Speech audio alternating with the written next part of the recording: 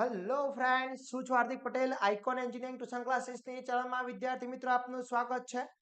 D2D 2026ની જે process start થઈ છે એની અંદર આજે રાઉન્ડ નંબર 1 એટલે કે ફર્સ્ટ રાઉન્ડનું રિઝલ્ટ આવી ગયું છે.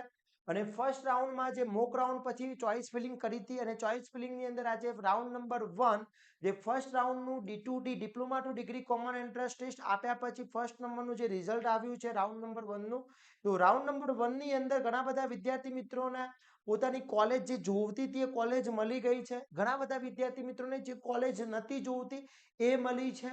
ઘણા વિદ્યાર્થી મિત્રોને DFWF મળ્યું છે અથવા નથી મળ્યું. ઘણા બધા ક્વેશ્ચન્સ છે.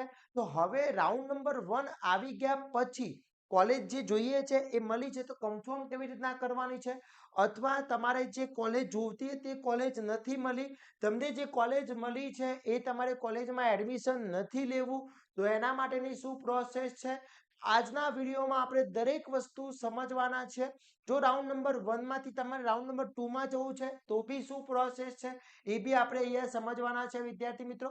તો વિડીયોના એન્ડ સુધી જોડાતા રહેશો અને ચેનલ ઉપર નવા હોય તો ચેનલને સબસ્ક્રાઇબ કરી દેશો, બેલ આઇકોન ઓન કરી દો જેથી નવા વિડીયો આવે તરત જ નોટિફિકેશન આવી જશે. હવે વાત કરીએ કે રાઉન્ડ નંબર 1 નું જે રિઝલ્ટ આવ્યું છે એના માટેની ઘણી બધી ઇન્સ્ટ્રક્શનો છે. હવે શું ઇન્સ્ટ્રક્શન છે એ સમજી લઈએ વિદ્યાર્થી મિત્રો. તો ફર્સ્ટ ઇન્સ્ટ્રક્શનમાં એવું છે વિદ્યાર્થી મિત્રો કે જે ડિપ્લોમામાંથી ડિગ્રીની અંદર પ્રવેશ મેળવવાનો છે એ પ્રવેશની અંદર વાત કરવામાં આવે વિદ્યાર્થી મિત્રો. તો અહીંયા જે પ્રવેશ કન્ફર્મ કરવાનો છે રાઉન્ડ નંબર 1 માં એમાં શું પ્રોસેસ તમારે ધ્યાન રાખવાની છે. તો પહેલી જ વસ્તુ છે કે ડિપ્લોમાથી ડિગ્રીમાં અભ્યાસક્રમ પ્રથમ રાઉન્ડમાં જે ઉમેદવારને પ્રવેશ ફાળવવામાં આવ્યો છે તે વિદ્યાર્થી મિત્રોએ પોતાની એલોટમેન્ટ રિઝલ્ટ કેન્ડિડેટ લોગિન કરવાનું રહેશે. એટલે સીટ એલોટમેન્ટ રિઝલ્ટમાં મેનુમાં જઈ અને શું કરવાનું રહેશે, જોવાનું રહેશે જે તમારી 9 તારીખથી 12 તારીખ સુધી તમે પ્રવેશ કન્ફર્મ કરી શકો છો. એટલે 9 તારીખથી 12 તારીખની વચ્ચે તમે પ્રવેશ કન્ફર્મ કરી શકો છો. ઓકે. ઘણા બધા વિદ્યાર્થી મિત્રોને એવું થશે કે સર મને જે કોલેજમાં મળ્યું છે એ કોલેજ કેવી છે, શું છે, તો તમે રૂબરૂ મુલાકાત કરી આવી શકો છો કાલે અને પછી તમે કન્ફર્મ કરી શકો છો, નો ઇસ્યુ. એના પછી હવે ખાસ એ વસ્તુ કે તમારે જો તમે જે કોલેજ રાઉન્ડ નંબર 1 માં એલોટ થઈ છે એ તમારે કન્ફર્મ કરવી છે તો એના માટેની ફી તમારે પે કરવાની રહેશે, જેને કહેવામાં આવે છે સીટ એક્સેપ્ટેબલ પેમેન્ટ ડિટેલ્સ. એટલે કે તમારે ઓનલાઈન મેથડથી ક્રેડિટ કાર્ડથી, ડેબિટ કાર્ડથી અથવા નેટ બેન્કિંગથી અથવા યુપીઆઈ નો ઉપયોગ કરી પોતાને લોગિન થકી ફક્ત ઓનલાઈન પેમેન્ટ મોડ દ્વારા તમારે ટોકન ટ્યુશન ફી ભરી પ્રવેશ કન્ફર્મ કરવાનો રહેશે. ઘણા બધા વિદ્યાર્થી મિત્રોના માઇન્ડમાં એવું છે કે સર મારી બતાવી દીધી મારી સીટ કન્ફર્મ થઈ ગઈ. મિત્ર ડાયરેક્ટ કન્ફર્મ નથી થતી, એના માટે તમારે એની ટોકન ફી ટ્યુશન ફી ભરવી પડે છે. જો તમે ટ્યુશન ફી નહીં ભરો તો તમારી સીટ કન્ફર્મ થશે નહીં. પછી નિર્ધારિત સમયમાં ઓનલાઈન ફી ચૂકવણી ગેટવે દ્વારા ફી ચૂકવણી થયા પછી તમારો પ્રવેશ આપમેળે તરત જ કન્ફર્મ થઈ જશે. એટલે તમે આ તારીખની વચ્ચે પેમેન્ટ કરવાનું રહેશે. પેમેન્ટ કર્યા પછી ઓટોમેટિક શું થઈ જશે, કન્ફર્મ થઈ જશે. પછી જો ફીનો ઉલ્લેખ શૂન્ય હોય, ઘણી બધી કોલેજો એવી છે કે જેની અંદર જેની ફી શૂન્ય છે, ઝીરો છે, તો એ વિદ્યાર્થીએ ફક્ત એક્સેપ્ટ બટન દબાવી અને ક્લિક કરવાનું રહેશે અને સીટ એક્સેપ્ટેબલ લેટર સીધો મળી શકે છે. એટલે તમે ફી ભર્યા પછી ઘણા વિદ્યાર્થી મિત્રોને ફી ભરવાની, તો ફી ભર્યા પછી એનો લેટર છે એ લેટર તમારે પ્રિન્ટ આઉટ કઢાવવાની રહેશે. અને જે વિદ્યાર્થીને કોલેજની ફી ઝીરો છે, TFWS છે, એને ઝીરો ફી છે તો એને ડાયરેક્ટ એક્સેપ્ટ કરવાનું રહેશે. ઓકે.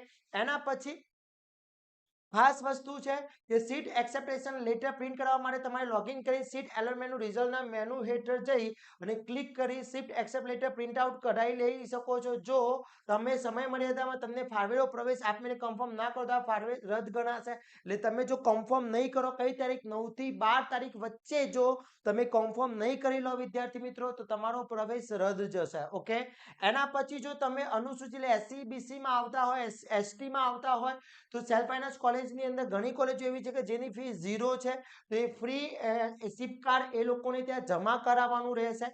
પછી જો તમે ઘણા વિદ્યાર્થી એવા છે કે સર મને જે કોલેજ મળી છે એ કોલેજમાં મારે એડમિશન નથી લેવું તો હું શું કરું, તો તમારે ખાસ ધ્યાન રાખવાનું પ્રવેશ રદ એટલે વિથડ્રોલનું બટન કરવા માંગતા હોય તો એડમિશન ડિટેલ્સમાં જે એડમિશન વિથડ્રોલ બટન પર ક્લિક કરી તમારો મોબાઈલ નંબર પર ઓટીપી આવશે અને ઓટીપી નાખ્યા પછી કન્ફર્મ વિથડ્રોલ બટન પર ક્લિક કરી રદ પ્રવેશ ફરીથી 0 સુનિશ્ચિત થઈ શકે નહીં, તેની ખાસ નોંધ લેવાની રહેશે. એટલે એકવાર તમે જો પ્રવેશ તમે રદ કરી દીધો પછી ફરીથી એક સીટ નહીં મળે. એટલે તમે પછી રાઉન્ડ નંબર 2 માં જવું છે તો જઈ શકો છો. ઓકે, એવું જરૂરી નથી કે તમે રાઉન્ડ નંબર 1 માં જે કોલેજ આવી છે કોલેજ લઈ જ લો.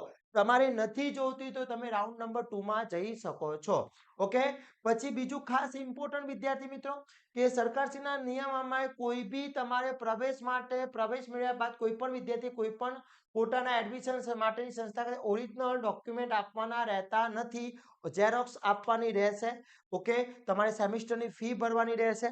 હવે ઘણા બધા ક્વેશ્ચન્સ આવ્યા છે કે સર મેઇન વસ્તુ છે કે સર સપોઝ મને જે કોલેજ મને મળી છે એ કોલેજમાં મારે એડમિશન લેવું નથી. ઓકે, મારે હજી એનાથી ઉપર ટ્રાય કરવો છે તો શું કરી શકાય? તો એના માટે સમજીએ. સપોઝ કોઈ એક સ્ટુડન્ટ છે, એ સ્ટુડન્ટ્સને સપોઝ એ સ્ટુડન્ટ છે એની અત્યારે એડમિશન આવ્યું છે અને એડમિશનની એની ચોઈસ નંબર આવ્યો છે 10 નંબર. 10 નંબરની કોલેજ એને ચોઈસમાં આવી છે. ઓકે, તો એની ગણતરી છે કે સર મને 1 થી 5 માં જો એડમિશન મળે તો મને બેટર રહેશે. તો શું હું આ કોલેજ એક્સેપ્ટ કરી શકું અથવા વિથડ્રોલ કરી શકું?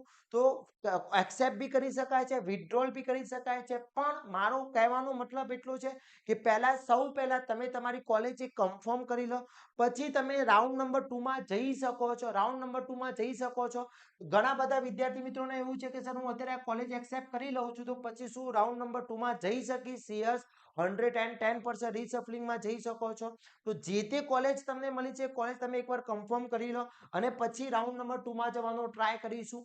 ઘણા સ્ટુડન્ટ એવા છે કે સપોઝ કોઈ સ્ટુડન્ટ છે એને કોલેજ પ્રાપ્ત થઈ છે પણ એનું રિઝલ્ટ સેમિસ્ટર 6 ની અંદર એટીકેટી છે અથવા આગળના સેમિસ્ટરમાં એટીકેટી છે, બેકલોગ છે. તો શું એ વિદ્યાર્થી મિત્રએ કોલેજ કન્ફર્મ કરી લેવી જોઈએ? તો અત્યારે તમે કોલેજ કન્ફર્મ કરી લો છો તો બી કોઈ પ્રોબ્લેમ થતો નથી. એની એક ડેડલાઇન આવશે, હજી સુધી આવી નથી પણ ડેડલાઇન આવશે અને મારો અંદાજ છે ત્યાં સુધી કદાચ આ મંથના 30/7 સુધી એક ડેડલાઇન આવી શકે છે, સંભાવના છે. તો આ જે ડેડલાઇન છે ત્યાં સુધી તમારું આખું ડિપ્લોમાનું રિઝલ્ટ ક્લિયર હોવું જોઈએ. તો તમે જે પ્રવેશ મેળવ્યો છે ફાઇનલ ગણાશે અથવા તમે જે પ્રવેશ મેળવ્યો છે રદ થઈ જશે.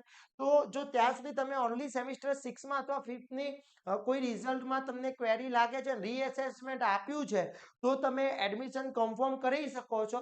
અને જો એડમિશન કન્ફર્મ કરાયા પછી બી રિઝલ્ટ કદાચ એનું એ જ આવે છે, ચેન્જીસ નથી થતો, તો તમે જે ટોકન ફી ભરી છે ટોકન ફી તમને રિટર્ન થશે, રિફંડેબલ રહેશે. ઓકે, એટલે ચિંતા કરવાની જરૂર નથી વિદ્યાર્થી મિત્રો. રીસપ્લિંગમાં જવા માટે રાઉન્ડ નંબર 1 નું જે રિઝલ્ટ આવ્યું છે એક્સેપ્ટ કરી શકો છો અથવા વિથડ્રોલ બી કરી શકો છો. એક્સેપ્ટ કર્યા પછી તમે રાઉન્ડ નંબર 2 માં બી જઈ શકો છો. ઓકે વિદ્યાર્થી મિત્રો, તો ચિંતા ના કરશો. અને ઘણા બધાને જે ક્વેશ્ચન હતા એ ક્વેશ્ચનના આન્સર મેં તમને આપી દીધા છે. જો હજી તમને એવું લાગતું હોય કે સર મારે ગણતરી છે કે આગળની કોલેજો, મને ઘણા બધા વિદ્યાર્થી એવા છે કે એને એની કોઈ બી કોલેજ એમને શો નથી થતી, એના રિઝલ્ટમાં એક બી કોલેજ એ લોકોને મળી નથી. તો શું કરવું જોઈએ? તો રાઉન્ડ નંબર 2 માં જશે. આગળની જેટલી કોલેજો, સપોઝ 1 થી 10 કોલેજો તમે જે નાખી છે 1 થી 10 કોલેજો નાખો, એના પછીની બાકીની કોલેજો બી એડ કરો વિદ્યાર્થી મિત્રો, જેથી તમને એના નીચેના મેરિટ નંબરના આધારે જેટલી કોલેજો આવતી એટલી કોલેજો એડ કરી દો, જેથી તમને ચાન્સ રહેશે મળવાના.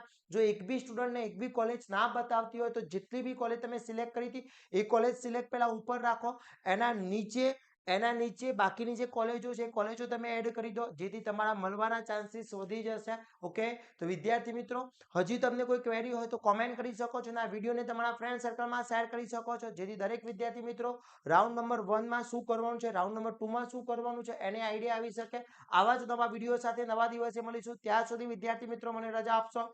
જય હિન્દ, જય ભારત.